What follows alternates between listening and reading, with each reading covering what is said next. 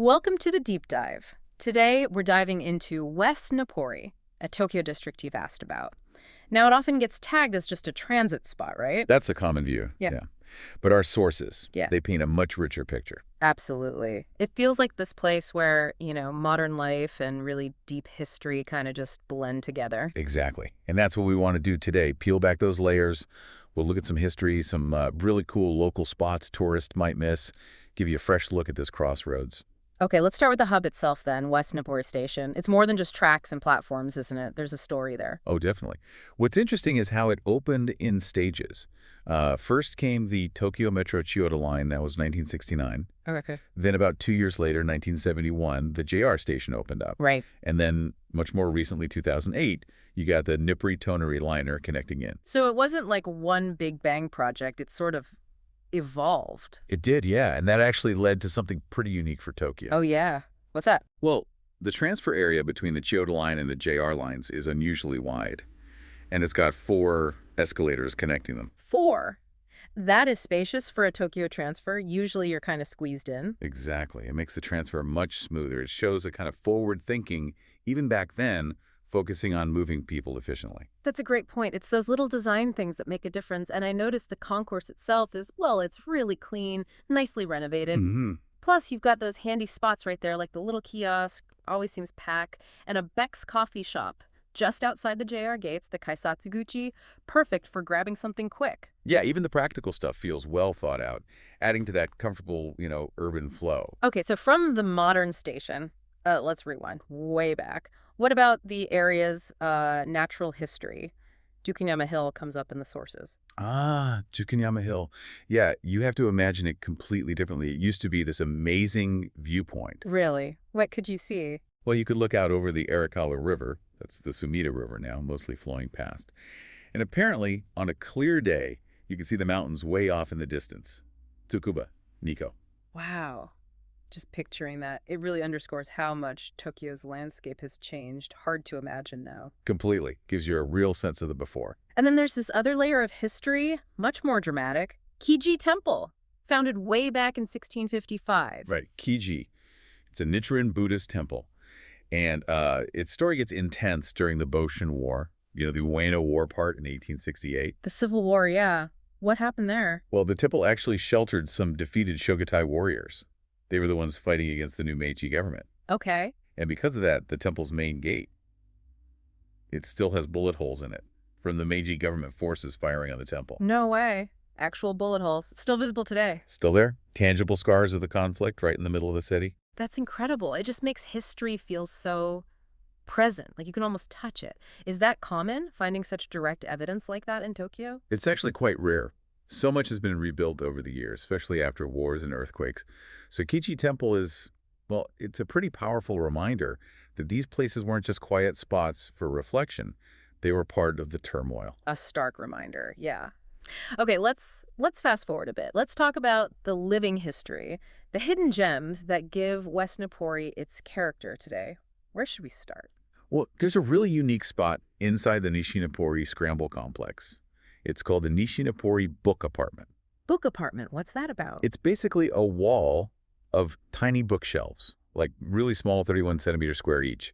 And each little shelf is rented out to a different person. So like tiny individual bookstores. Kind of. The shelf owners curate their own little collection. Yeah. And they're not all bookstore people. You've got system engineers, locals, people from other parts of Japan. It's incredibly diverse. That sounds amazing. So you get this really personal, quirky selection you'd never find anywhere else. Exactly. It's a fantastic example of how Tokyo makes space for these little niche communities and passions. Very cool. Love that. Now, okay, food. We have to talk food. Boulangerie Yanaka keeps popping up. Sounds like a local institution. It really is. You'll often see a queue outside, even though it's quite small inside. They bake something like 80 different kinds of bread. 80 kinds. Wow. Anything specific we should look out for? Definitely their Ome to Renkin no curry pan. That's a curry bread with beans and lotus root. That's kind of their signature item. Really delicious. Beans and lotus root curry bread. Intriguing. And the baker, apparently, trained at a famous place, but really wanted to bake for the local community here. Lots of heartwarming stuff. Nice. And isn't there a sister store nearby? Yep, right across the street. Dukiyama Bake Shop, they focus more on sweets, puddings, banana cake, things like that, using really good local ingredients. Perfect combo then. Bread from one, sweets from the other. You got it. And speaking of local flavor, you have to explore Yanaka Ginza Shopping Street. It's pretty famous, but some specific spots within it really capture the West Nippori vibe. Okay, so beyond just the general street scene, what are some standouts there? Give us the inside track. Right. Well, for a real taste of old-school local life, check out Echigoya Saken. It's a standing sake bar founded way back in Meiji 37, so 1904. 1904? Wow. And people literally sit on upturned beer cases, drinking sake, maybe eating snacks they bought from other shops nearby. It's super popular with regulars, and surprisingly, tourists love it too. Very authentic. Sitting on beer cases. I love that image. Sounds totally unpretentious. What else? You absolutely have to try the Yanada Kamenchi from Niku no Sato. It's a mincemeat cutlet. A classic Japanese street food. But this one's special. Crispy, really juicy, and made with domestic A5 Wagyu beef. A5 Wagyu. In a street food cutlet. That's unexpected luxury. Isn't it? It's that mix, high quality, but totally accessible and down-to-earth. Delicious. Okay, adding that to the list. What about something different, maybe crafty? Definitely check out Zakuro Lamp House. It's Japan's first specialty store for Turkish mosaic lamps. Turkish lamps in West Nippori. Yeah. It's beautiful. You can buy imported ones, or they even run workshops where you can make your own mosaic lamp in about 2 hours. Make your own lamp. That's a cool souvenir idea. Very unique. It really is. Shows a kind of surprising global connection in the local artisan scene. Fascinating. And you mentioned Himetsuru earlier, the shaved ice place, even popular in winter. Oh, yeah. Himitsudo is legendary in Tokyo's shaved ice circles. They were one of the pioneers. The queues can be long year-round, which just tells you how good it is. They elevated shaved ice into like a gourmet art form. Dedication. Yeah. So we've got history, community book nooks, amazing bread, gourmet street food, Turkish lamps, year-round shaved ice. West Nippori is really packing it in. It is. These aren't just shops. They're part of the neighborhood's fabric. Each one adds something unique. Beyond the food and crafts, are there spots for, say, quiet reflection? Or maybe just wonder? For sure. On Yumi Story, there's a small Jizo statue called Enmei Jizo-san. Jizo statues are, protectors. People just quietly stop and offer a prayer. It's a little spiritual anchor amidst the bustle. Quiet moment? Nice. And nearby, if you like curry, there's a hidden gem called Ayubawan. It does fantastic Sri Lankan home-style curry, another little pocket of unexpected culture. Sri Lankan curry. Okay, and what about views? Or something for maybe train lovers? Ah, okay. For views, you have to go to Yuyake Dondan.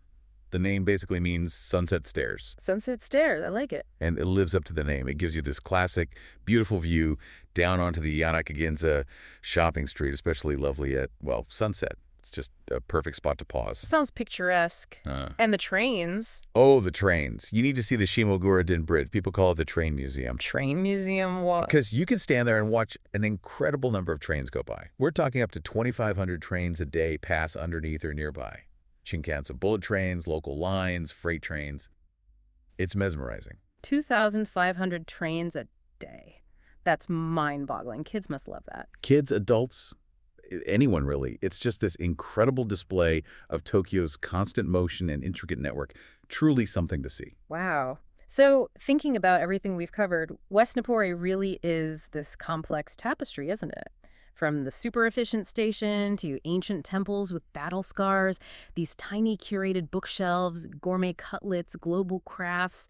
It's hard to pin down. And that's its magic, I think. The way all these layers, the deep history, the strong local culture, these bursts of modern creativity just coexist. They bump up against each other. It makes exploring feel like genuine discovery. You find things you just weren't expecting. Exactly. It really shows that the true spirit of a place often isn't in the big, obvious landmarks, but tucked away in these smaller, more personal corners. So what's the takeaway for you listening? Maybe it's that almost any place, maybe even your own neighborhood has these hidden stories, these unexpected gems if you take the time to look a bit closer. To dive a little deeper. Yeah. We hope this deep dive into West Nippori inspires you to do just that. Seek out those surprising details, the little narratives hiding just beneath the surface of the everyday. You might be amazed at what you find.